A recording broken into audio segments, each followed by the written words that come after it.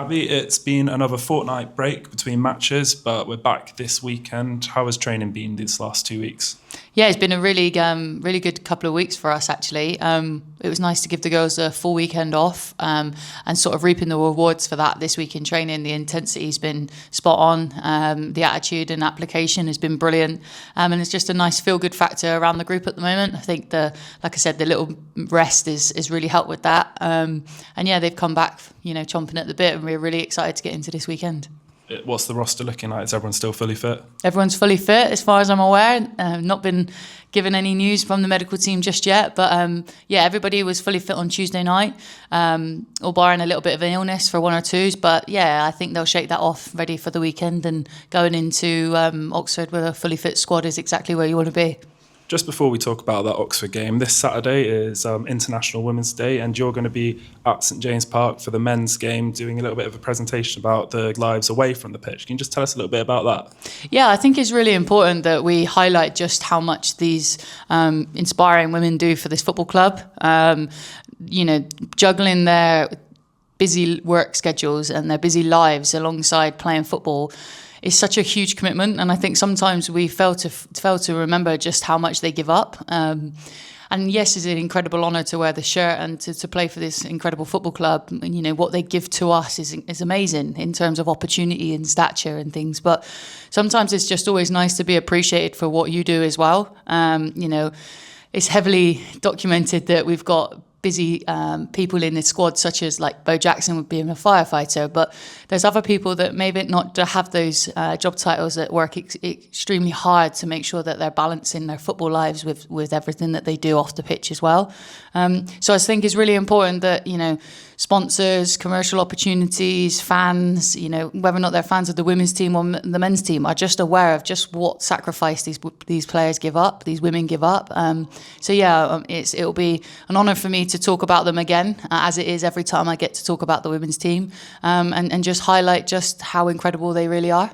How proud are you then sometimes of the players? Like when you see players like Bo, had Ish in here before when she's been up since 6 a.m, come straight to training. How proud are you of them out on the pitch when they're like that? Incredibly proud. And I think sometimes it's really easy for me to keep demanding and wanting high standards of them all the time. But when I do sit back and I reflect just how far we've come as a group and how far they've come as a team, it's really, it does really take your mind to another place at just how inspiring these girls are.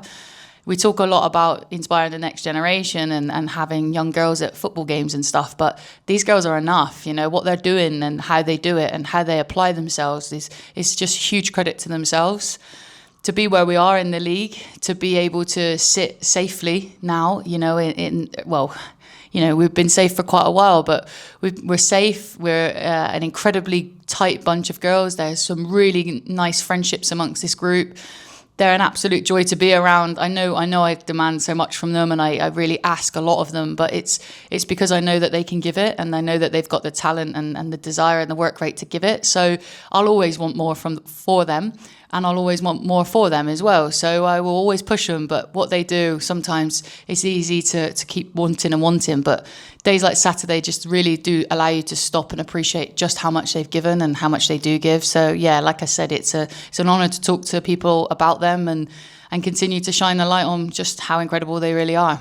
And you talk about them giving and inspiring the next generation. Last week, we welcomed a load of youth teams to St James Park for the start of the Grow the Game initiative, which is another great opportunity for the players to give back. Absolutely, and Dave Gribble's worked incredibly hard on that initiative, and he deserves a lot of credit for the work that's going into that.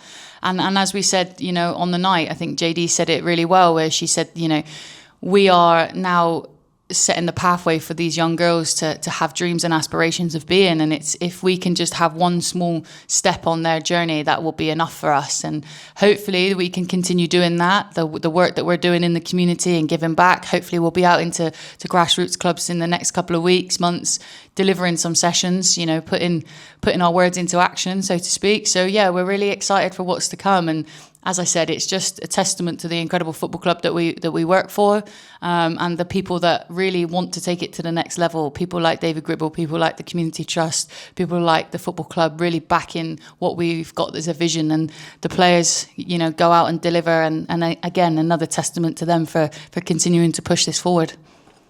And now onto the pitch this Saturday, Oxford United. They're only 1 point and one place above us. It's going to be a really tight game over in Oxfordshire. What are you expecting? Yeah, exactly that. A really tight, physical, combative game. They're very well organised. They're very well drilled. They know exactly what they want to do in and out of possession. So it's going to be up to us to go there and really upset them and really put ourselves and impose ourselves on the game. I think that doing our analysis, we know where we can hurt them. We know what they could do to us as well from an attacking point of view. So we need to remain switched on and vigilant throughout the entire game. But you know, we don't fear anyone in this league. We respect teams. We do our homework on them. But we won't change how we want to play. We'll go there and be aggressive and on the front foot like we always are with every team. And we'll see where it takes us after the 90 minutes. Looking at Oxford too, I mean, when we played them back in September, the result maybe wasn't a fair reflection of the team and their playing style themselves. But now it's been a good few months at Tier 3 level. How pleased are you with the way that your team's adapted to this tier since the last time we played them? Yeah, absolutely. And I think you're right. There was a lot of key players missing that day, and that's no disrespect to the players that stepped up that day, but we were missing key players. You only have to look at the numbers that the players who were missing that day have gone on to get this season. So, yeah, going there fully strengthed and with the experience of the season behind us, yeah, I'm hoping it will be a completely different game. I know that they've had a mixed bag of results as of late, you know, a draw with Lewis and a win against Gwalia and Argyle. So, you know, we've looked at those games. We've looked how they played different styles of football as well, different shapes, personnel. So we know, as I said, you know, you do your homework on teams and you have to be respectful. Of course you do. They're not where they are by chance. They're a good football team. But we know that if we go there and deliver what we are good at, we'll be just as much as a match for them on the day. So, yeah, I'm really excited to put our stamp on the game. As we're now in the final 2 months of the season, I'm not expecting you to reveal direct targets, but what is your message to the team going into these final few games? Our message was to at the start of the year was to make sure we stay in this division. Obviously, we've smashed that. We've set new targets amongst ourselves every couple of months because we keep reaching those targets.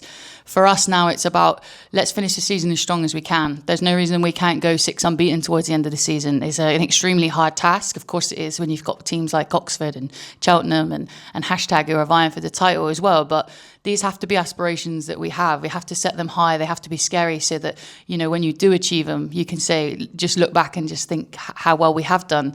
But as I said earlier, this group is an incredible group. I demand a lot from them. They achieve a lot from their own standards as well. So, yeah, we just want to make sure that we finish the season as strongly as possible. I said about being consistent. We've started to look consistent in how we want to play in and out of possession, more so the second half of the season.